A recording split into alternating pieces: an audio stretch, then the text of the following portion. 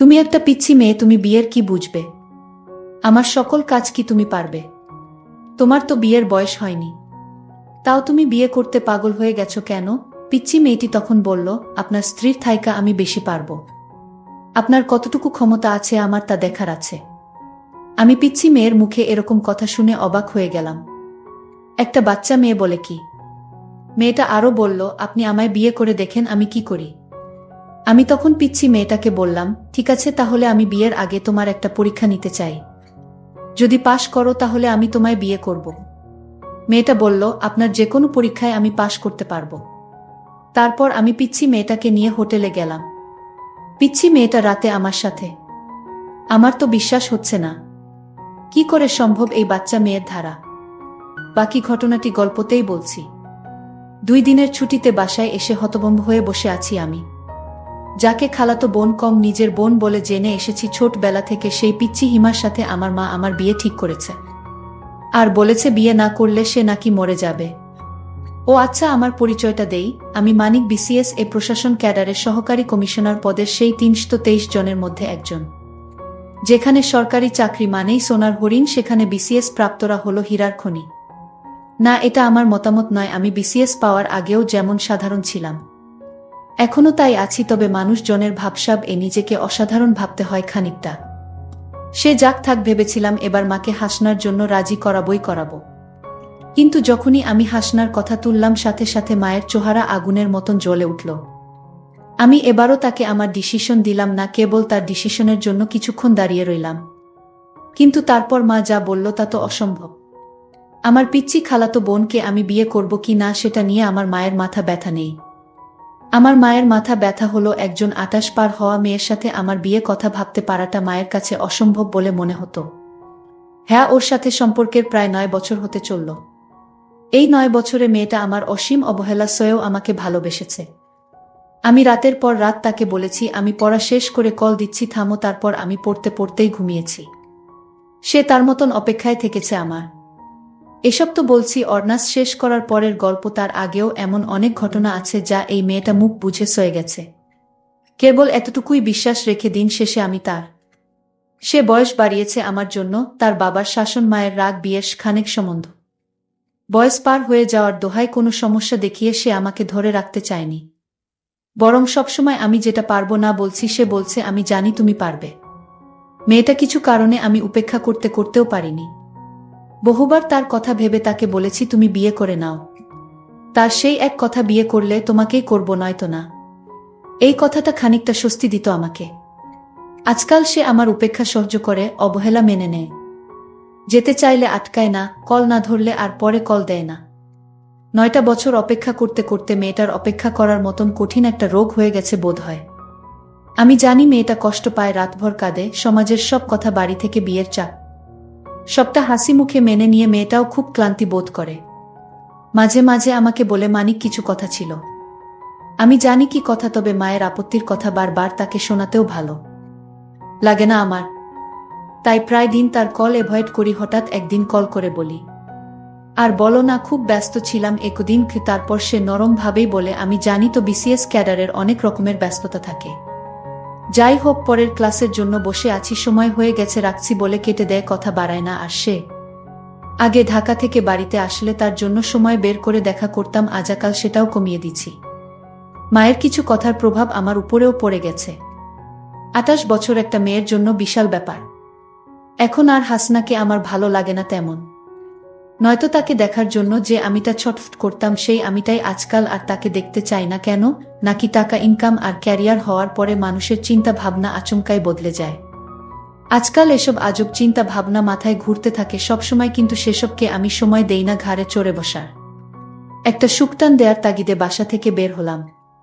তারপর অনেকদিন পরে এক মুহূর্তের জন্য হাসনাকে ছাড়া অন্য কাউকে নিয়ে ভাবতে শুরু করলাম। আকাশ মেঘলা হয়ে আসলো, হয়তো একটু পরেই বৃষ্টি শুরু হবে। আমি স্কুলের পাশের মাঠটায় বসে একা একা অন্য কাউকে নিয়েই ভাবছি। স্কুল ছুটির পরের বৃষ্টিতে কত ভিজেছি আমরা না? এটা আমার মনে পড়তো না। সদ্য কিছু ছেলে মেয়েকে দেখছি ভিজতে ভিজতে বাসার দিকে যেতে। একটা 2 বেনি করা মেয়ের দিকে চোখ যেতেই তার লাজুকতা দেখে বুঝলাম পাশের ছেলেটাকে সে খুব ভালোবাসে। কিন্তু এই মেয়েটা কি জানে প্রতিষ্ঠিত হওয়ার পরে ছেলেটা তাকে ছেড়ে দিবে? এই ভেবে কিছুটা মন খারাপ হয়ে গেল। তারপর মনে হলো আচ্ছা আমিও তো একই কাজ করছি।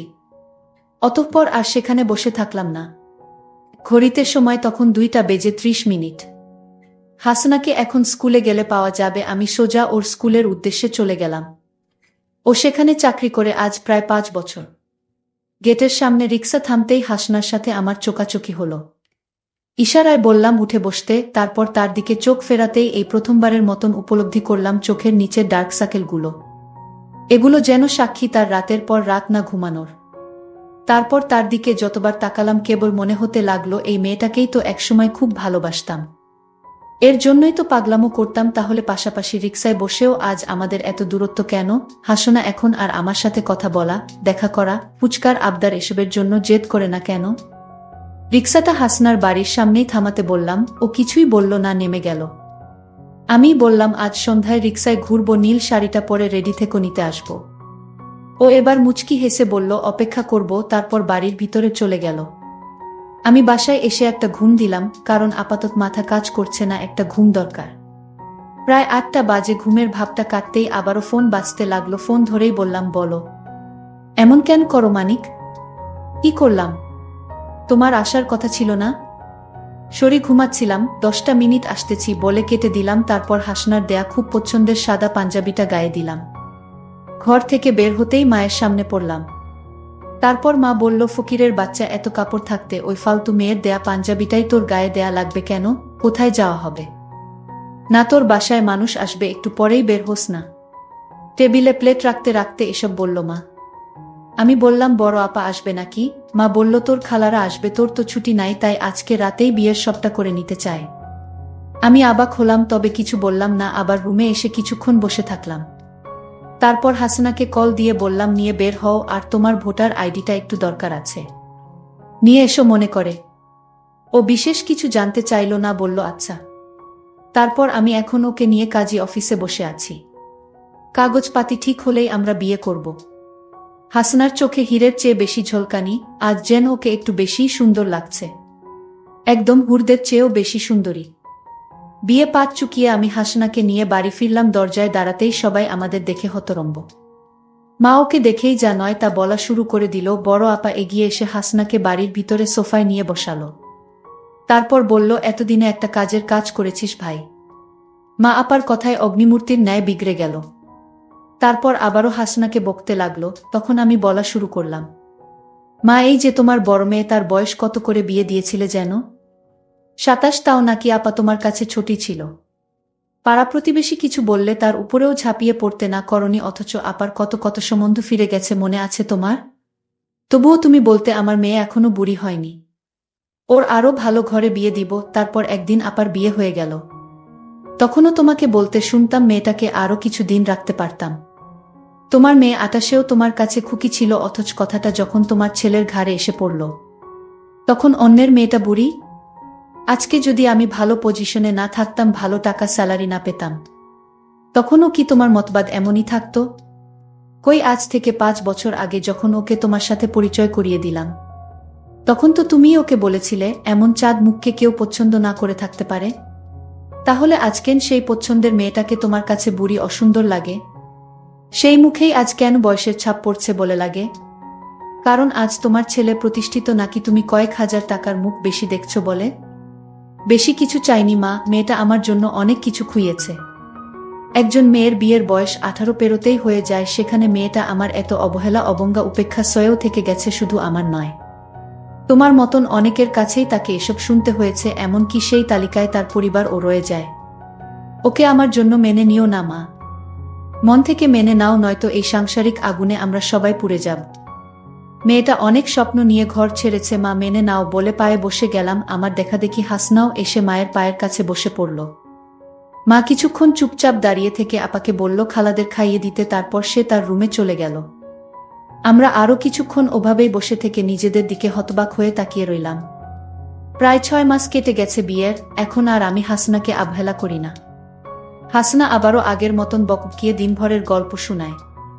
মা কি বলল কি করলো, আমি প্রায় বলি ঢাকায় আসো সংসার করি, তার এক কথা আমার সংসার ফেলে যাওয়ার জো আছে। মা একটু 19-20 হলেই হাসো না মা, কই গেলি বলে বাড়ি মাথায় তুলে রাখে। তেলচুন পান সব কিছুতেই আমি, তাহলে বলো এমন সংসার ছেড়ে কোথাও যাওয়া যায়? আমি কেবল হাসি আর ভাবি এই মেয়েটাকে ঠকালে আমি যে নিজেই ঠকে যেতাম। তার কিছুদিন পর আমার খালা বাড়িতে এসে জোরে জোরে চিল্লাতে লাগলো আর বলতে লাগলো, আমার মেয়ের সাথে বিয়ের কথা ছিল, আর আজ তোমার ছেলে একটা বুড়ি মেয়েকে বিয়ে করে এনেছে। এ আমি কিছুতেই মেনে নিতে পারি না। আমার মেয়ে কি কম সুন্দর নাকি? এবার লেখাপড়ায় 2 পয়েন্ট পাইছে, হয়তো তার বয়স কম দেখায়, বাচ্চা মেয়ে তো কি হয়েছে? এর চাইতো কম বয়সী মেয়েরা কি সংসার করতেছে না? খালার মুখে এরকম কথা শুনে আমি অবাক হয়ে গেছি। আমার মাকে বলছে, তুই বোন হয়ে আমার সাথে এরকম বেইমানি করতে পারলি? মা বলল, আমি তো বেইমানি করিনি, আমার ছেলে ভালোবেসে বিয়ে করেছে। আমার ছেলের পছন্দের বাহিরে তো আমি কিছু সিদ্ধান্ত নিতে পারি না। খালা বলল, তাহলে আগে কেন কথা দিয়েছিলে? এখন তো আমার মেয়ে দানাপানি ছেড়ে মরতে বসেছে। মা বলল, এখন আর কি করার আছে আমার বলতো? তোর মেয়েকে বুঝা। খালা বলল, আমার মেয়ের যদি কিছু হয় তাহলে আমি কিন্তু মা ছেলে কাউকে ছাড়ব না। খালার মুখে এরকম কথা শুনে আমি একটু চিন্তায় পড়ে গেলাম। আমি জানি খালা এখন আমার বড় চাকরি হয়েছে তো, তাই আর লোকটাকে সামলাতে পারছে না। আমি এসব ভাবতে লাগলাম। আমার মাকে বললাম, মা তুমি কিছু চিন্তা করো না, তোমার বোনের পিচ্ছি মেয়েকে আমি সব বুঝিয়ে বলবো। আমি আশা করছি সব ঠিক হয়ে যাবে। মা বলল, তাই যেন হয় বাবা। মেয়েটা যদি কিছু করে বসে তাহলে তো তোর উপর ঝামেলা হতে পারে। আমি বললাম, মা এ নিয়ে তুমি কোনো চিন্তা করো না, কিভাবে কি করতে হয় আমার সব জানা আছে। তারপর একদিন খালার পিচ্ছি মেয়েটা হঠাৎ আমাদের বাড়িতে আসলো। আমি তাকে বললাম, আসো তুমি আমার ঘরে আসো। পিচ্ছি মেয়েটা আমার রুমে আসলো। আমি তাকে বসতে বললাম, দেখলাম মেয়েটা কাঁদছে। আমি বললাম, এই মেয়ে তুমি কাঁদছো কেন? মেয়েটা বলল, আমি আপনাকে ভালোবাসি তাই।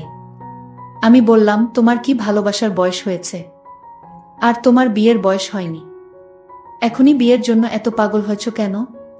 পিচ্ছি মেয়েটা বলল, আপনার স্ত্রীর চাইতে আমি আপনাকে বেশি সময় দিতে পারবো। আমার বয়স কম হলেও বিয়ের সকল কার্যক্রম চালিয়ে যেতে পারবো। আমি তো এই পিচ্ছি মেয়ের কথা শুনে অবাক হয়ে গেলাম। ছোট একটা মেয়ে বলে কি? তার মাথায় তামায়ে কি ভূত চাপিয়ে দিচ্ছে নাকি? আমি তখন পিচ্ছি মেয়েটাকে বললাম, আচ্ছা ঠিক আছে, তুমি কিছুদিন অপেক্ষা করো, আমি তোমায় বিয়ে করব। তুমি হবে আমার দ্বিতীয় স্ত্রী, এতে কি তোমার আপত্তি আছে? পিচ্ছি মেয়েটি বলল, আমি শুধু আপনাকে চাই, বিয়ের 1 মাস পর আমায় বিদায় দিয়ে দিয়েন, তাও আমাকে বিয়ে করুন, নইলে আপনাকে ছাড়া আমি বাঁচতে পারবো না। পিচ্ছি মেয়ে এসব কি বলে 1 মাস পর চলে যাবে, তাও তাকে বিয়ে করতে হবে? আমি তো কিছুই বুঝতেছি না, মেয়েটির মাথায় কি সমস্যা আছে নাকি? আমি মেয়েটাকে বললাম, তোমার 1 মাস হলেও চলবে, আর তুমি কিন্তু ছোট, তুমি আমার সকল চাঁদোয়া পূরণ করতে পারবে কি? পিচ্ছি মেয়েটা বলল, একবার আপনার দায়িত্ব দিয়ে দেখেন আমি পারি কিনা। মেয়েটির প্রত্যেকটা কথা আমার কাছে অদ্ভুত বলে মনে হচ্ছে। পিচ্ছি মেয়ের মুখে এসব কথা মানায়? আমি বললাম, ঠিক আছে, আমি তোমাকে পরীক্ষা করতে চাই। মেয়েটা বলল, কি পরীক্ষা করবেন? আমি বললাম, আমি যে তোমাকে বিয়ে করব সেটা আপাতত আমার স্ত্রীকে জানানো যাবে না। বিয়ে হয়ে গেলে পরে জানলে কোনো সমস্যা নাই, কিন্তু আগে যদি তুমি আমার পরীক্ষায় পাশ করতে পারো তাহলে আমি তোমাকে বিয়ে করতে পারবো। মেয়েটি বলল, কি পরীক্ষা? আপনি যে পরীক্ষা দিবেন সেই পরীক্ষায় আমি পাশ করতে পারবো। আমি বললাম, তাহলে তুমি আমার সাথে একদিন দূরে কোথাও যেতে হবে। সে বলল, আপনি জেনে বলবেন সেখানেই যাব। আমি বললাম, তাহলে তোমায় নিয়ে পটুয়াখালী যাব ঘুরতে। সে খুশি হয়ে বলল, ঠিক আছে। আমি পরের দিন তাকে পটুয়াখালী ঘুরতে নিয়ে গেলাম। তারপর রাত হলো, আমরা একটা হোটেলে উঠলাম। তারপর আমি বললাম, আজ রাতেই তোমার পরীক্ষাটা নিবা? আমি বললাম, আচ্ছা তুমি আমায় সত্য করে বলো তো, তুমি কি কাউকে ভালোবাসো? সে বলল, বাসি আপনাকে। আমি বললাম, এটা মিথ্যা, তুমি অন্য একটা ছেলেকে ভালোবাসো, তাই না? সে বলল, না, আমি আপনাকে ছাড়া কাউকে ভালোবাসি না। তারপর যে ছেলেটি তাকে পাগলের মতো ভালোবাসত সেই ছেলেটিকে আমি ডাক দিলাম, দিদার তুমি আসো তো, দিদার তুমি সব খুলে বলো। দিদার বলল, স্যার আপনার খালাতো বোন আমায় পাগলের মতো ভালোবাসতো, কিন্তু আপনার যখন বড় চাকরি হয়ে গেছে তখন আপনার খালা তাকে আপনার কাছে বিয়ে দিতে চায়। আপনার খালা বলল, দরকার হয় একদিনের জন্য ওকে বিয়ে কর। কারণ তার সম্পত্তির ভাগ আমি চাই। আপনার খালা একজন লোভী মানুষ। আমি তখন পিচ্ছি মেয়েটাকে বললাম, এসব কি বলেছে ছেলেটি? পিচ্ছি মেয়েটি বলল, আমার কোনো দোষ নাই, সকল দোষ আমার মায়ের। কারণ আমি মায়ের পরামর্শে আমি আপনার সাথে বিয়ের নাটক করতে বাধ্য হয়েছি। আপনি আমাকে ক্ষমা করে দেন। আমি পিচ্ছি মেয়েটাকে বললাম, আমি তোমায় মাফ করতে পারি, তবে আমি তোমাকে 2 বিঘা জমি তোমার নামে বিক্রি করে দিলাম। আর সেই টাকাটা দিয়ে তোমরা দুজন বিয়ে করে সুখে থাকো। আমি বুঝি ভালোবাসার কি মর্ম। পিচ্ছি মেয়েটি বলল, আপনি আমাকে ক্ষমা করে দেন। বন্ধুরা, আজকের গল্পটি কেমন লাগলো তা অবশ্যই কমেন্ট করে জানাতে ভুলবেন না। আর এরকম নতুন গল্প পেতে আমাদের চ্যানেলটিকে সাবস্ক্রাইব করে পাশে থাকবেন। ধন্যবাদ।